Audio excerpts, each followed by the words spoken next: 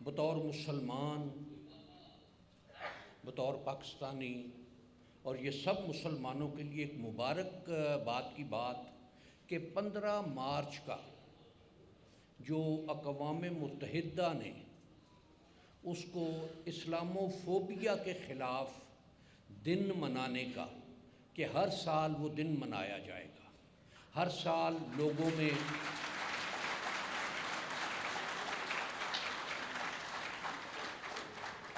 You N کے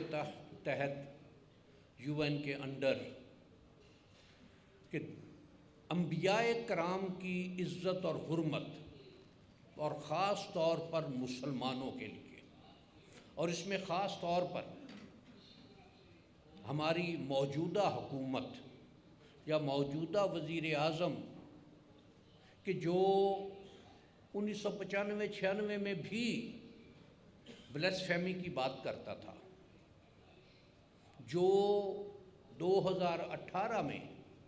جب you N میں خطاب کیا اس نے، تو میں وہیں تھا، نیو یارک ہی میں تھا اس دن، اور مجھے ایک مسرت، ایک خوشی کہ جب اس وقت یہ بھی تھا کہ کچھ لوگ سکھ بھی تھے کہ وہ بھی انڈیا کے خلاف انہوں نے کرنا تھا، مسلمانوں نے، کشمیریوں، پاکستانیوں نے، کشمیریوں نے بھی کشمیر کے حق میں مظاہرہ کرنا تھا، کہ یو این میں یہ بات آئی۔ اور جب ہم لوگ واپس جا رہے تھے ایک ٹیکسی پر، اور 2 ٹیکسیوں میں تھے ہم لوگ، شاید کورین ڈرائیور تھا، شاید، اب شکل سے یہی لگ رہا تھا، اور ہم گاڑی میں موبائل پر خان کی تقریر سن رہے تھے۔ جن حضرات کو امریکہ میں ٹیکسی پر سفر کا کبھی اتفاق ہوا یا جو ان کے پاس معلومات ہیں کہ ٹیکسی ڈرائیور اپنی سیٹ سے کبھی نہیں اترتا،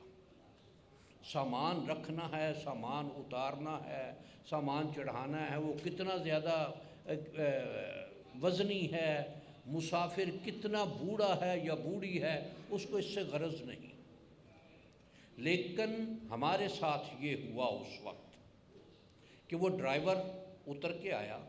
ہم لوگ فٹ پاتھ پر کھڑے تھے، ظاہر ہے وہ گھوم کے آیا، اور ہم سب سے باری باری اس نے ہاتھ ملایا، اور یہ لفظ کہے اس نے کہ ویل ڈن۔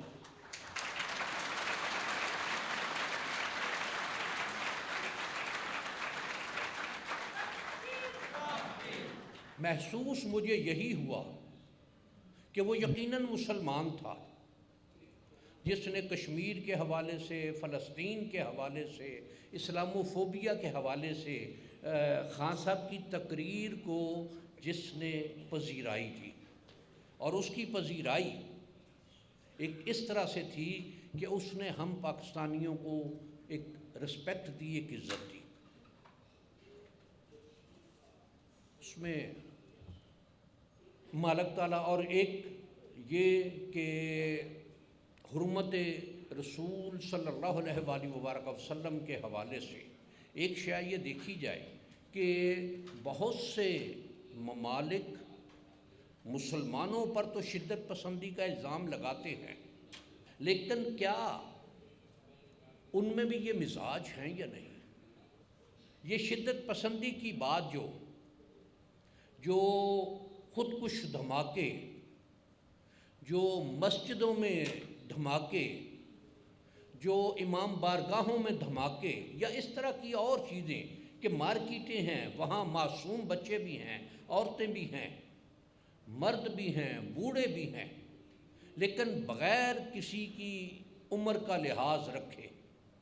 بغیر کسی کے مذہب کا خیال رکھے، کہ اگر کوئی کسی پارک میں جا کے خود کو اڑا رہا ہے تو کیا اس باغ میں صرف مسلمان ہی ہیں؟ کیا وہاں ہندو، عیسائی یا دوسرے مذاہب کے لوگ نہیں آئے ہوتے؟ اور اس کو یہ چیز کہ مسلمانوں کو اس کا ایک جو ذمہ دار ٹھہرانا کہ مسلمانوں میں یہ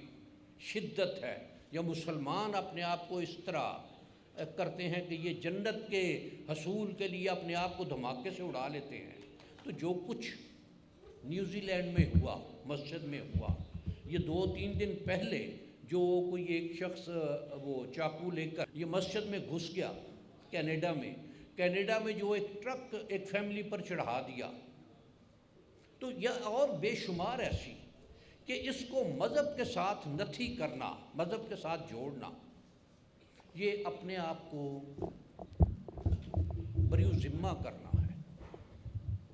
اور یقیناً ہماری موجودہ حکومت کو اس کا یہ کریڈٹ جاتا ہے کہ یہ چیزیں اس میں کہ یہ شے اگر دیکھی جائے، مذہبی جنونیت مسلمانوں میں کب سے آئی؟ اس سے پہلے اگر دیکھا جائے تو کیا جب مسلمان اسپین پر حکمران تھے تو کیا اس وقت چرچ لوگوں کو تربیت دے کر، لوگوں کو تلقین کر کے بادشاہ کے دربار میں آتے تھے اور توہین انبیاء یا توہین نبی صلی اللہ علیہ وآلہ وبارک وسلم کرتے تھے، اور پھر ان کو ایک پروسیجر کے بعد قتل کیا جاتا تھا، کہ ان کو موقع دیا جاتا تھا کہ جاؤ، سوچو، ہفتے بعد، 10 دن بعد، 15 دن بعد دوبارہ آنا، اور وہ دوبارہ آ کے یہ، اور باقاعدہ یہ ایک ان کے مذہبی رہنماؤں کی ایک تحریک تھی کہ وہ لوگوں کو باقاعدہ تیار کرتے تھے اس کے لیے کہ تم نے وہ جو ہمارے ہاں اب خود کش ہے کہ جنت کا ڈائریکٹ ٹکٹ، وہ آج سے 500 سال پہلے عیسائیوں کے ہاں یہ تھا کہ جنت کا ڈائریکٹ ٹکٹ۔ تو یہ شے اس میں کہ اس شے کو باندھنا، اس شے کو روکنا یقیناً ہماری موجودہ حکومت کا بہت بڑا کارنامہ ہے کہ وہ شخص مسلسل پچھلے 25-27 سال سے اس بارے میں بات کر رہا ہے، اس بارے میں دنیا کے فورم جتنے بھی ہیں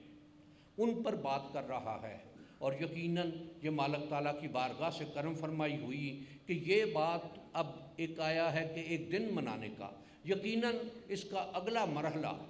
کہ جس طرح سے یہودیوں کے لیے ہولوکاسٹ جو ہے ایک اس پر بات کرنا جرم ہے یا ہیٹ سپیچ میں شامل ہے، یقیناً یہ آغاز ہے، اور مجھے یقین ہے کہ مالک تعالیٰ کی مہربانی اور کرم فرمائی اور اسی طرح کی لیڈرشپ رہی تو بہت جلد یہ بات بھی ہیٹ سپیچ میں شامل ہوگی کہ جو کوئی اس کے بارے میں بات کرے